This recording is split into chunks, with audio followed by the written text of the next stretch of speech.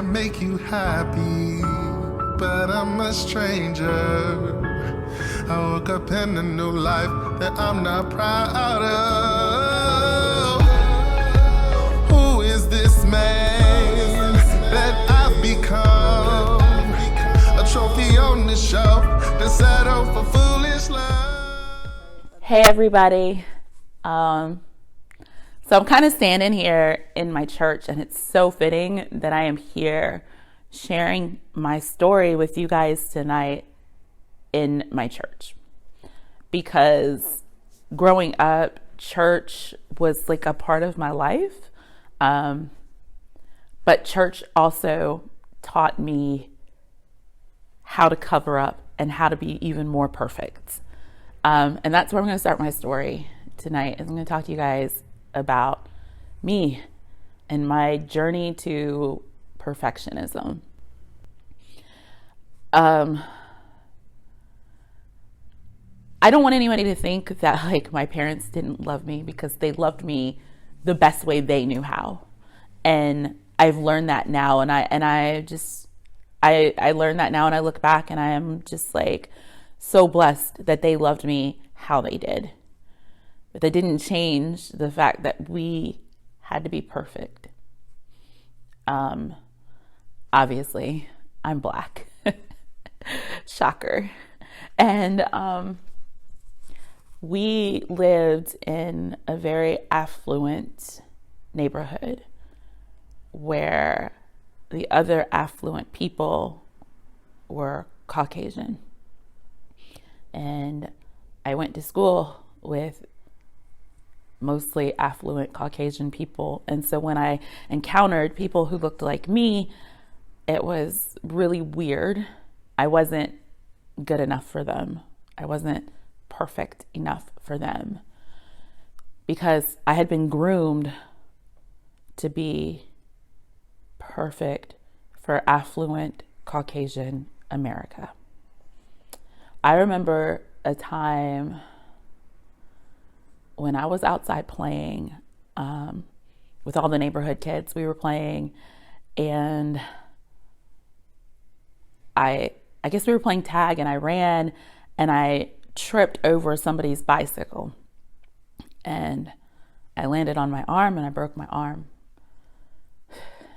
And of course, the kids, I was crying, and I was, like, I knew something was wrong.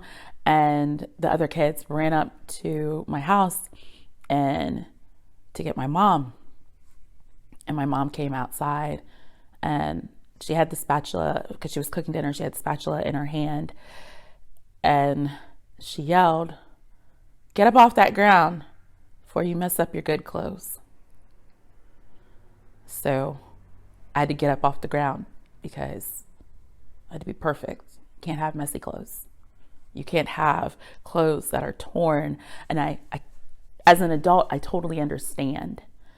But I'm a healed adult now, not a little kid, and not a not healed adult where I didn't understand. I thought that I just had to be perfect. Looking back now, I understand completely that it wasn't so much about me being perfect, but about my parents wanting me to fit in to this affluent Caucasian place without having the strike of being Black or melding into any stereotype that these people had already preconceived.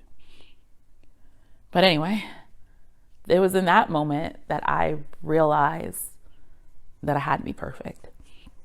There were other moments like that growing up. For instance, in my perfect little Cosby family without the problems, as far as anybody knew, I had issues and I had problems, and being perfect was hard for me, where it wasn't necessarily hard for my sister or my brother. But like, I would get in trouble, and my mom, who was the disciplinarian in my house, would be yelling and raising Cain, and just full on being a mom and yelling at her child who was in trouble. And then the phone would ring, and on the second ring, always the second ring, she would answer it, hello? Like she hadn't just been yelling at me. Like the storm wasn't raging. And then she would get off the phone and go right back to yelling. So that further increased my self-awareness that I had to be perfect, that I had to be better than everyone else, and that I couldn't make mistakes. And as I said at the beginning, church helped me understand how to be perfect when I was growing up, because we would go to church and everything was a huge cover up. I mean, like everybody was perfect in church. Nobody sinned, nobody did any wrong. And if you did wrong, it was pointed out and you were made like the black sheep more so than you already were. So I learned in church how to perfect my perfectionism. How to sing just so, how to stand just so. But what I didn't realize is how damaging that was to me, how much of me I was losing along the way.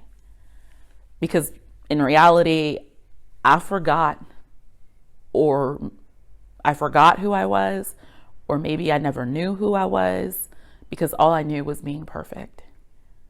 And I'm not perfect. But I strive to be perfect every single day in every single way of my life. And yeah, that's my story.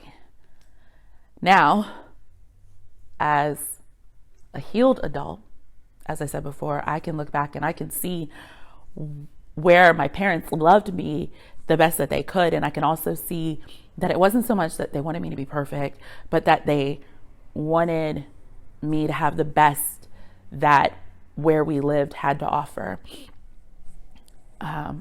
But I can also see that I don't have to be perfect, and that perfectionism is a curse.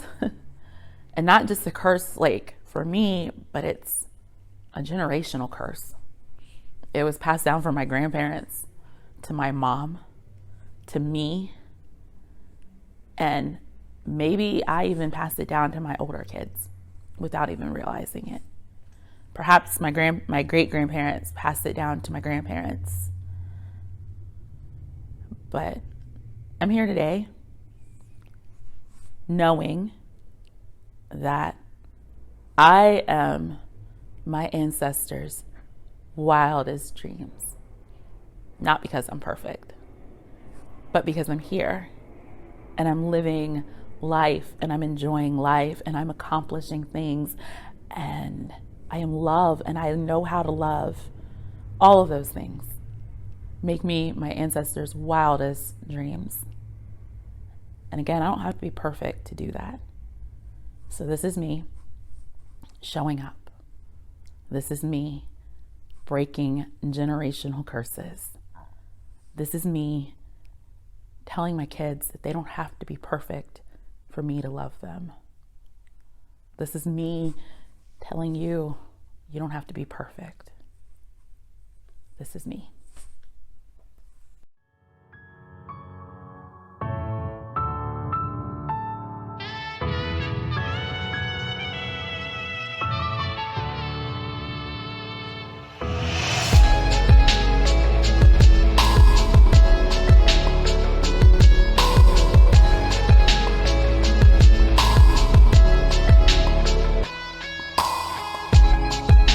Staring at myself